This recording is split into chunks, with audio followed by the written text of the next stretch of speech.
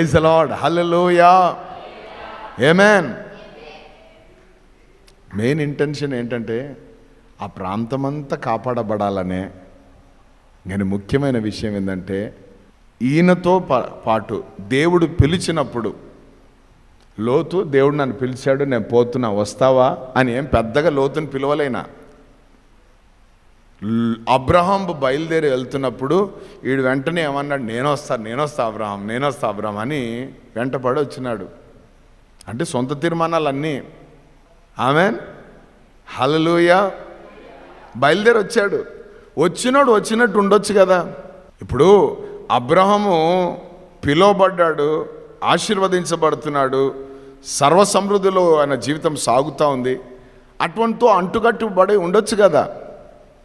318 మంది ఆయన ఇంట్లో పనులు ఉన్నారు. వాళ్ళు యుద్ధ నైపుణ్యత కలిగిన వాళ్ళు, వాళ్ళంతా మంచిగా ప్రార్థన యోధులు, వాళ్ళంతా కూడా దేవునికి స్తోత్రం, రాజ్యాలను జయించొచ్చిన వాళ్ళు.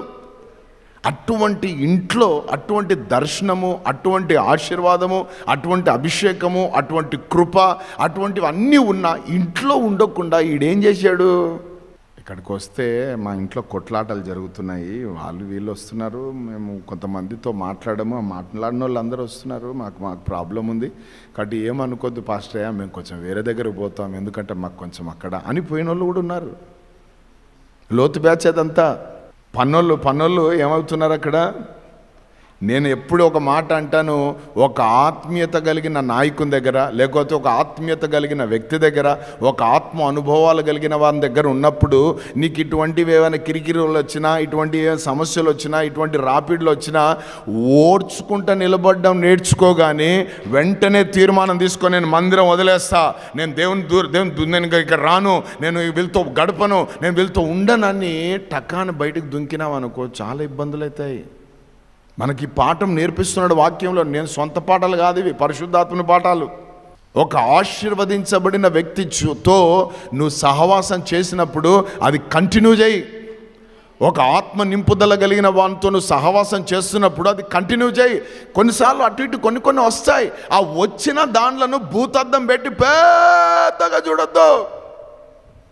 ప్రైజ్ ది లార్డ్, హల్లెలూయా. 24 గంటలు కూర్చొని నీ బాధలన్నీ ఇన్ని, అవునా అట్లనా, అయ్యో ఇంత పని అయిపోయిందని చెప్పి నీకోసం ప్రార్థన చేసి కన్నీళ్ళు గాడిచి అన్నీ చేసి అన్నాక ఏదో ఒక రోజు నీకు అవసరం వచ్చినప్పుడు నువ్వు వెళ్ళి చెప్పుకుందామని పోయినప్పుడు ఆ సమయంలో ఇనలేదనుకో, నాకు ఇన్ని బాధలుంటే ఇనడే అంటే ఇంట్లో పోయి కూర్చుంటాడు అనుకుంటా పోయినామనుకో, సమస్యలు ఇబ్బందులు వచ్చి నీకే. ఆయన ఇంట్లో బాగానే ఉంటాడు, దేవుని స్తోత్రం, హల్లెలూయా. నేను అనేది అందుకే ఇశ్రాయేల్ రాలిపోవడానికి మర్చిపోయారు వాళ్ళు. ఏం మర్చిపోయారు? దేవుడు చేసినవి. నువ్వు ఏ రోజైతే ఆయన తల తినేటప్పుడు ఆమె కూర్చొని ఇన్నాడో ఆయన అవి మర్చిపోయి ఇప్పుడు ఇనలేదని ఫీల్ అయిపోయి కంచె దుంకుతానంటే ఎట్లా? హల్లెలూయా, ప్రైజ్ ది లార్డ్. కొంతమంది అర్థం చేసుకున్న వాళ్ళు ఉంటారు, అయ్యా మా ఇంట్లో ఉన్నదే ముగ్గురం, ఆ ముగ్గురికే 30 చెరువులు నీళ్ళు తాగుతుంటాం, ఇంకా నీకు ఇంతమంది ఉన్నారని మాకు అర్థమైందిలే అయ్యా, పర్లేదు మా కోసం ప్రార్థన చేయని చెప్పే వాళ్ళు కూడా ఉన్నారు. బ్రాడ్ మైండ్ కలిగిన వాళ్ళు, విశాలమైన హృదయం. ఆమేన్, హల్లెలూయా. కాబట్టి ఈ లోతు అబ్రహాముతో ఉండవలసిన వాడు ఆ పని వాళ్ళ మధ్యలో వచ్చిన ప్రాబ్లం, ఈయనకేం లేదు ఆయనకేం లేదు, బాగున్నారు ఇద్దరు. కానీ ఈ పని వాళ్ళు వచ్చాయా ఇట్లా ఉంది పరిస్థితి అంటే లోతు ఏం చెప్పాలా? రే ఆయన ఆశీర్వదించబడినోడ్రా, ఆయనతో దేవుడు ఉన్నాడు, ఆయన చేసేవన్నీ సఫలమవుతుంటాయి, ఆయనతో మనం తగులుకుంటే మనకు కూడా అన్నీ వస్తుంటారా, గమ్మునుండరా బాబు, ఏదో అడ్జస్ట్ కాండ్రా, ఫస్ట్ వాళ్ళ గొర్రెలే తాగనిలేరా నీళ్ళు, మళ్ళీ తాగుదాం మనం అని చెప్పుకోవాల్సినోడు అబ్రహాం ఇంతవరకు బాగానే ఉంది, కానీ ఇప్పుడు కొంచెం ప్రాబ్లం వచ్చింది. ఏంటంటే మీ కాపర్లకు మా కాపర్లకు కొంచెం సమస్య ఉంది, ఇట్స్ బెటర్ మనకు కొంచెం దూరం వేరైపోతే బాగుంటుందేమో అంటే అబ్రహాం ఏమనలే, ఎందుకంటే అబ్రహాం పిలవలేదు కాబట్టి. దేవుని స్తోత్రం, హల్లెలూయా. ఆయన దేవుని పిలుపుకి అందుకొని పిలుపులో పోతా ఉన్నాడు, దేవునికి స్తోత్రం. ఈయన పిలుచుకొని వచ్చింటే గడ్డం పట్టుకుని, అయ్యా ఉండయ్యా ప్లీజ్ లోతు, నాన్న నువ్వు లేకపోతే నువ్వు కలబోతుంది నాన్న, ఉండు నాన్న. ఏం లేదు ఈ రకం, ఎందుకు ఈయననే ఒక ఆయన పిలిచినాడు, ఆయన పిలిచినోడిని నేను సంతోషం పెట్టాలని ఈయన బాధలో ఈయన ఉన్నాడు. వీడు పక్కన పిల్లని పేరెంటానికి వచ్చినాడు. వీడంతా వచ్చి ఏమంటాడు అంటే అబ్రహాం అన్నాడు, సరేలే నువ్వు తూర్పు పోతేనే పడమర పోతావు, నువ్వు ఉత్తరం పోతే నేను దక్షిణం పోతావు అని డైరెక్షన్ చెప్పేశాడు. ఇంకా ఇదే సంతోషం రా నాయన అనుకొని అట్లా చూశాడు. చూస్తే పచ్చగా కనిపించింది సీను. ఆమేన్, హల్లెలూయా. ఇక్కడేమో ఎండిపోయినట్టు ఉంటుంది, కానీ అద్భుతం చెప్తున్నాను, అక్కడికి పోయినాక అది ఎండిపోయి ఉంటుంది, కానీ ఇక్కడ ఎండినట్టే ఉంటుంది, కానీ పచ్చదనం అంతా ఇక్కడే ఉంటుంది. దేవునికి స్తోత్రం, హల్లెలూయా, ఆమేన్. ఎందుకంటే అక్కడ సన్నిధి లేదు, ఇక్కడ సన్నిధి ఉంది.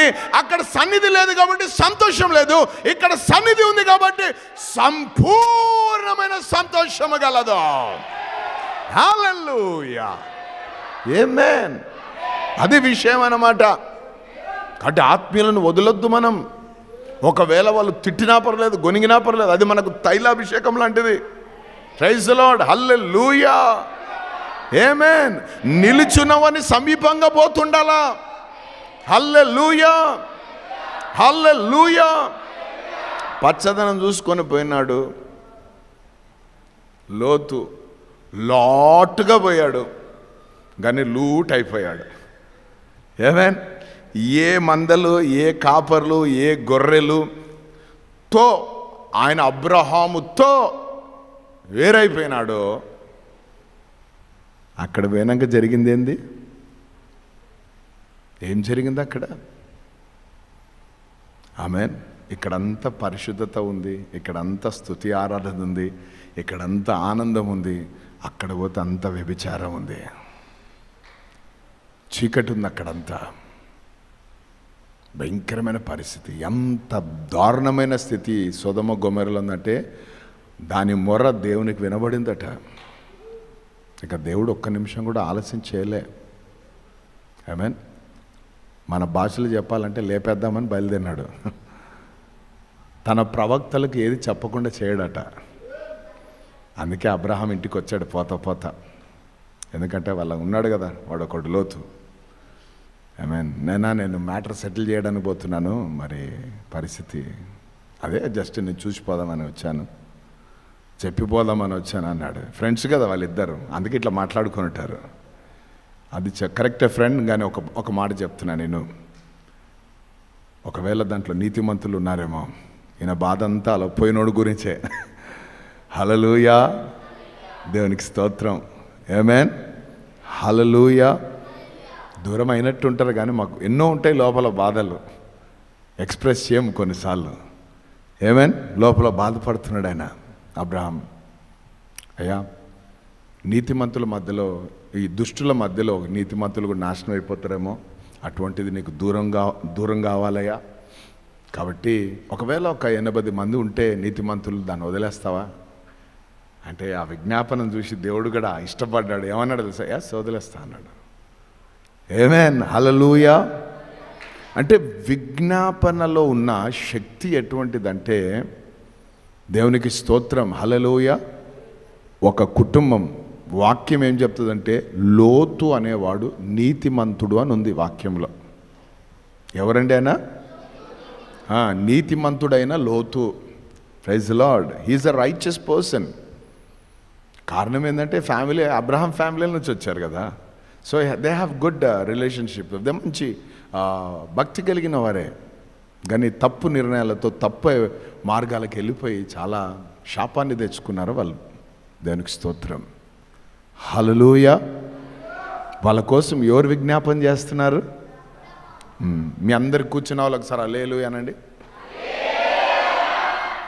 మీ అంతటా మీరు వచ్చి ఇక్కడ కూర్చోలే, మీ వెనక కొంతమంది కన్నీళ్లు కార్చి విజ్ఞాపన చేశారు.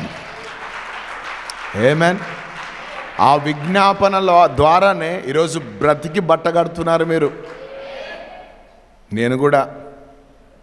ఆమేన్, హల్లెలూయా.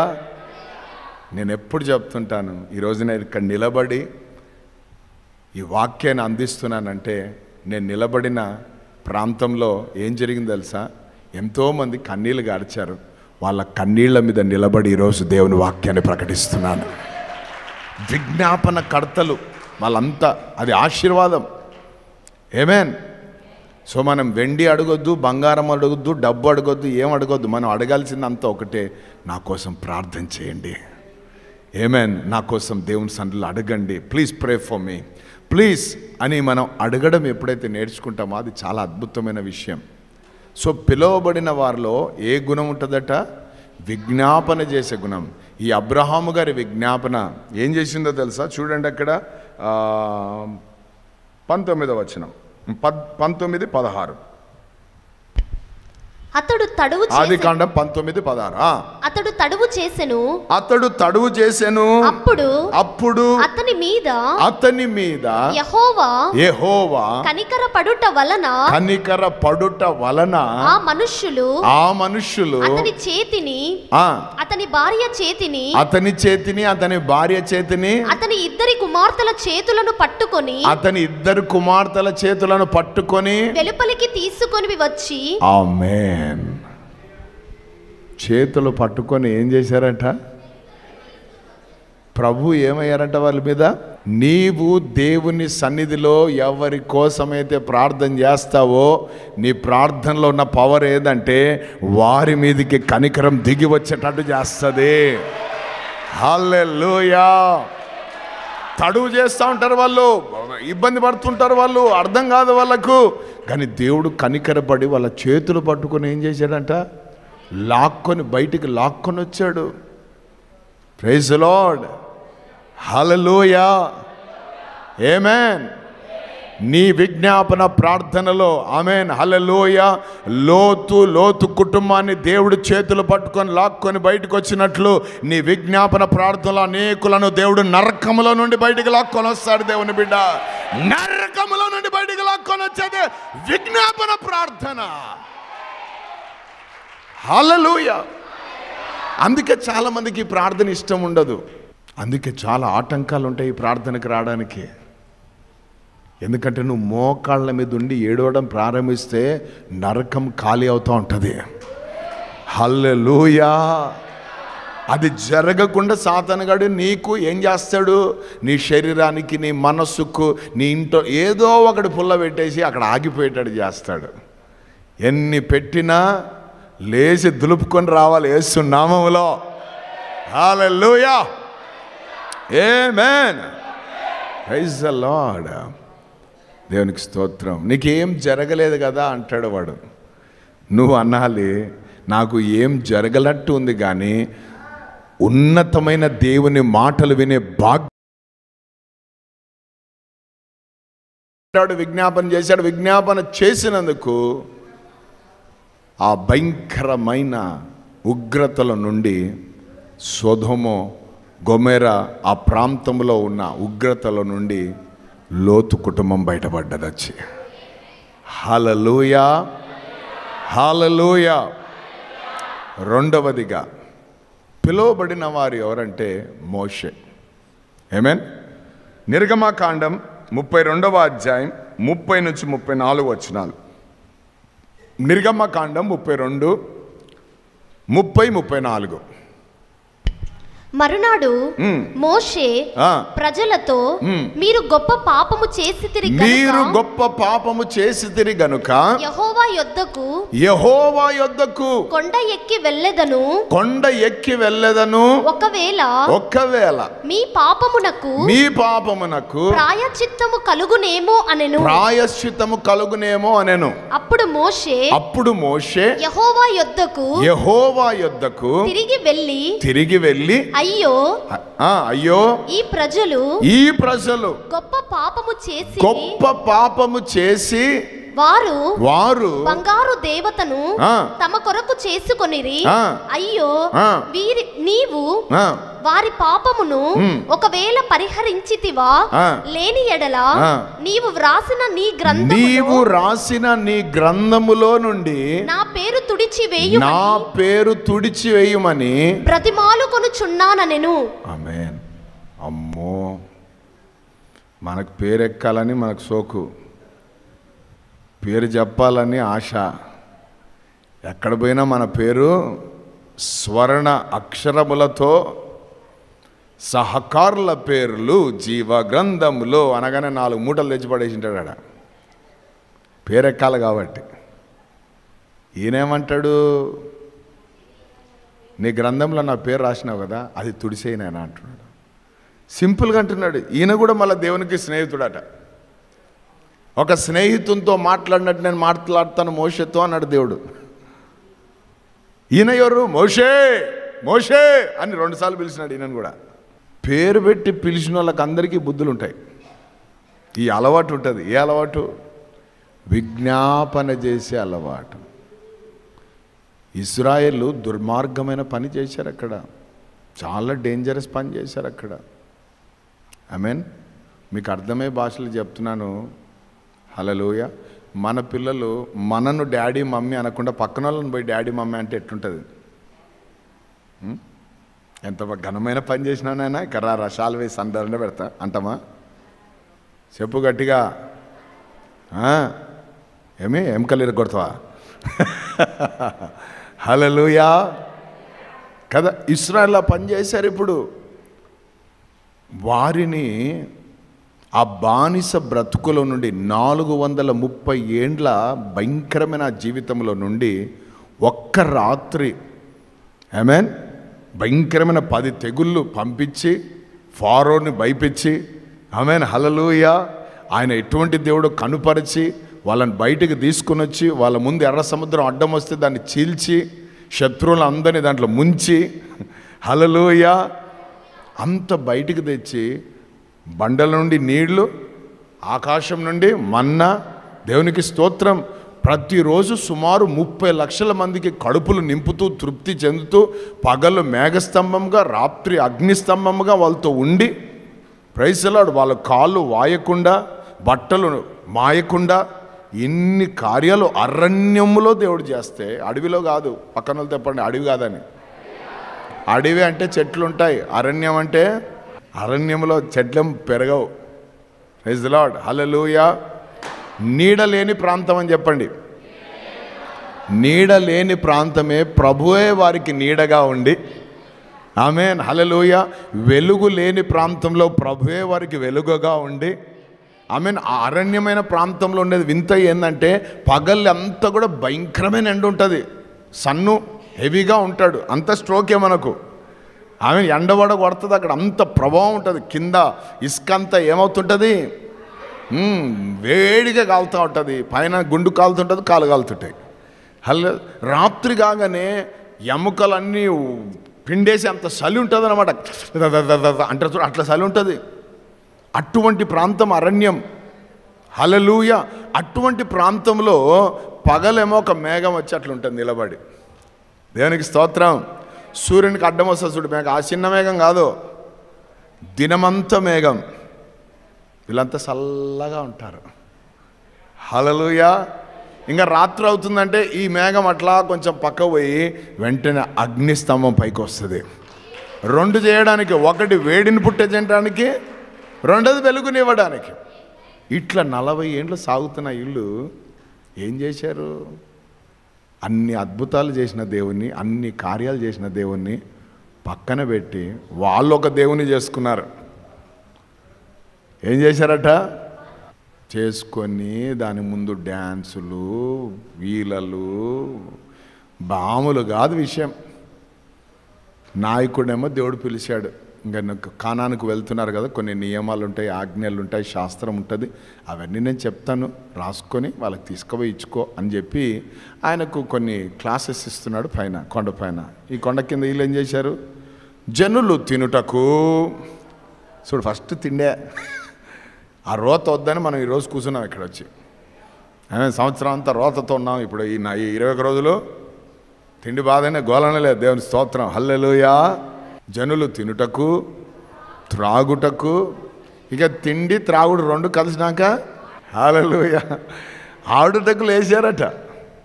ప్రైజ్ ది లార్డ్ హల్లెలూయా. ఒకడంటాడు, అరే ఇదేరా మనను ఐగుప్తుల నుండి బయటికి తీసుకొని వచ్చింది, కాడేసుకోరా దండ అని ఈ డ్యాన్సులు. అది బహుభయంకరమైనది. మోషే వచ్చాడు, 10 ఆజ్ఞలు పగలగొట్టాడు, అన్నీ జరిగినాయి. అప్పుడు మోషే అంటాడు, వీళ్ళు చేసింది చాలా భయంకరం విషయము, కాబట్టి ఒకటి చేస్తానయ్యా, వీరి పాపము చాలా ఎక్కువ, దోషం చాలా పెద్దదయ్యా, అయ్యా అయ్యా వీళ్ళను మధ్యలో లేపేసినావు అనుకో, మీ నామం అవమానపరచబడుతుంది, కాబట్టి ఆ గ్రంథంలో నుండి నా పేరును ప్రైజ్ లార్డ్ అని బ్రతిమలాడుకుంటారు. అది ఇంటర్సెషన్ ప్రేయర్ అంటే. ఏమేన్ పక్కన వాళ్ళతో చెప్పండి, మంచోళ్ళ కోసం ఎవరైనా చేస్తారన్న ప్రార్థన, పడిపోయిన వాళ్ళ కోసం చెయ్యాల, జారిపోయిన వాళ్ళ కోసం చేయాలి, తెలిసే పాపంలో పడిన వాళ్ళ కోసం చేయాలి. చేస్తామా వాళ్ళ కోసం? వాడేందుకు పాపిష్టి? మంచోళ్ళ కోసం చేద్దాం. మనం మంచోళ్ళ కోసం ప్రార్థన చేద్దాం. మంచోళ్ళని ప్రభువా, మంచి వారిని ప్రభువా మందిరానికి నడిపి అంటాం. మరి చెడ్డోళ్ళు ఏం కావాలా? ఈ ఇంటర్సెషన్ ప్రార్థన, విజ్ఞాపన ప్రార్థన చేసేవాళ్ళు ఎవరంటే చెడ్డోళ్ళను మంచోళ్ళగా మార్చే వారితో పెట్ట వాళ్ళ ప్రార్థన పవర్ అది. హల్లెలూయా, దేవుని నామానికి మహిమ కలుగును గాక. సో మోషే యొక్క అంటే ఆ భారం చూసారా? దేవునితో ఏమంటున్నాడు, మనకు పేర్లు రాయబడితే, యేసుప్రభువు కూడా అన్నాడు, మీ పేర్లు జీవగ్రంథం రాయబడ్డాయి కాబట్టి సంతోషపడండి అన్నాడు. కానీ ఈయన ఏమంటాడు, నా పేరునే తుడిచేనా? వద్దు ప్రభా ప్లీజ్, ఎందుకంటే వాళ్ళను నువ్వు మొత్తుతే ఇంకా ఎవరు తట్టుకోలేరు నాయన, నీ నామం అవమానపరచబడుతుంది, అన్యులలో నీ నామం అపహాస్యపరచబడుతుంది అన్న ఆ భారమతంలో ఉంది. ఆ బాధ్యతతో ప్రార్థన చేస్తున్నాడు. దేవుడు ఏమంటాడు తెలుసా? సరే అని అన్నాడు, నేను రాను కానీ నేను చెప్పాను కదా పాలు తేనెలు ప్రవహించే దేశాన్ని, నువ్వు తీసుకొని పో అన్నాడు. ఏమన్నాడు? నువ్వు తీసుకోపో, నా సన్నిధి మీతో రాదు, మీరు పోండి అన్నాడు. మళ్ళా పెద్ద పని పెట్టినామని ప్రభువా, నాయనా నీ సన్నిధి మాతో రాకుంటే మాకు పాలు వద్దు తేనెలొద్దు, ఎందుకంటే మీ సన్నిధి మాకు పెన్నిది ప్రభువా. దేవునికి స్తోత్రం, హల్లెలూయా, ఆమేన్. అది విజ్ఞాపన చేసే వాళ్ళలో ఉన్నది. దేవునికి స్తోత్రం. సందర్భం అనండి అందరు కూడా మెల్లగా. సందర్భంలో ఏమన్నాడు తెలుసా? వీళ్ళంతా ఫోన్లే కానీ ప్రభు నిన్ను చూడాలని ఉందయ్యా, నేను ఒకసారి చూడాలని ఉందయ్యా అన్నాడు. కోరిక చూడండి, ఎంత ఉత్తమమైన కోరిక. మీకేమైనా వచ్చిందా ఈ కోరిక? అందరు నన్ను చూడాలి ప్రభువా, నేను మైక్ పట్టుకోవడం చూడాలి, పాడడం చూడాలి, వాక్యం చెప్పేసి చూడాలి, ఆరాధన చేసేసి చూడాలి, సాక్ష్యాలు చెప్పేసి చూడాలి, స్వస్థతలు అని చూడాలి. ఈయనేమంటాడు? నిన్ను చూడాలన్నదయ్యా, నువ్వు తట్టుకోలేవు నాయన అన్నాడు ఆయన. అయినా పర్లేదు, నిన్ను చూసి చచ్చిపోయినా నేను పోతాను, నాకు చాలు, నిన్ను చూడాలా అన్నాడు. హల్లెలూయా. అయితే బండసాటకు వచ్చే అన్నాడు దేవుడు. ఏమన్నాడు? నేను అట్లా దాటుకొని వెళ్ళిపోతా, బండసాటుకు వచ్చే అన్నాడు. దేవునికి స్తోత్రం, హల్లెలూయా. వారిని వెంబడిస్తుంది ఆ బండ. ఆ బండనే క్రీస్తు అనే బండ. ఎవరైతే క్రీస్తు యొద్దకు వస్తారో తండ్రిని చూస్తారో. హల్లెలూయా. కాబట్టి పిలువబడిన వాళ్ళలో విజ్ఞాపన ఉంటుందన్నమాట. ఈరోజు ఆ విజ్ఞాపన ప్రార్థన ఉందా? ప్రైజ్ ది లార్డ్, హల్లెలూయా. దేవుని నామానికి మహిమ కలుగును గాక. అక్కడ ఇజ్రాయెల్ నాశనం కాకుండా ఈ విజ్ఞాపన ప్రార్థన వలన తప్పించింది. ఆమేన్. దేవునికి స్తోత్రం, హల్లెలూయా, హల్లెలూయా. కాబట్టి ప్రియ సహోదరుడా, ప్రియ సహోదరి, విజ్ఞాపన ప్రార్థన చాలా ప్రాముఖ్యమైనది. దేవునికి స్తోత్రం. దాని తర్వాత చూడండి ఇంకొక వ్యక్తి. Praise the lord, hallelujah. Mister Samuel అని చెప్పండి అందరు కూడా. సమూయేలు, హల్లెలూయా. మొదటి సమూయేలు 7వ అధ్యాయం 9వ వచనం. సమూయేలు పాలు విడువని ఒక గొర్రె పిల్లను తెచ్చి యెహోవాకు సర్వాంగ బలిగా అర్పించి ఇశ్రాయేలీయుల పక్షమున యెహోవాను ప్రార్థన చేయగా యెహోవా. 12వ వచనం. అప్పుడు సమూయేలు ఒక రాయి తీసి మిస్పాకును షేకునుకును మధ్య దానిని నిలిపి ఇంతవరకు యెహోవా మనకు సహాయము చేసెనని చెప్పి దానికి ఎబినేజర్ అను పేరు పెట్టెను. ఆమేన్. ఈలాగున ఫిలిస్తీయులు అనుపబడిన వారై ఇశ్రాయేలీయులు సరిహద్దులోనికి తిరిగి రాక ఆగిపోయిరి. సమూయేలు ఉండిన దినములన్నిటను యెహోవా హస్తము ఫిలిష్తీయులకు విరోధముగా ఉండెను. కొట్టండి గట్టిగా చప్పట్లు, దేవునికి స్తోత్రం, హల్లెలూయా. ఒక్క విజ్ఞాపన కర్త ఉంటే సాతాను గడు తోక ఆడించాడు. సాతాను దాడులు జరగవు, వాని కుయుక్తులు వాని యొక్క కార్యాలు చేయరు. ఈ యొక్క సమూయేలు ప్రార్థన పరుడు విజ్ఞాపన కర్త ఉన్నంత కాలము ఫిలిష్తీయులు అంటే సాతాను అనుకుంటాం. వాడు ఏం చేయలేదట,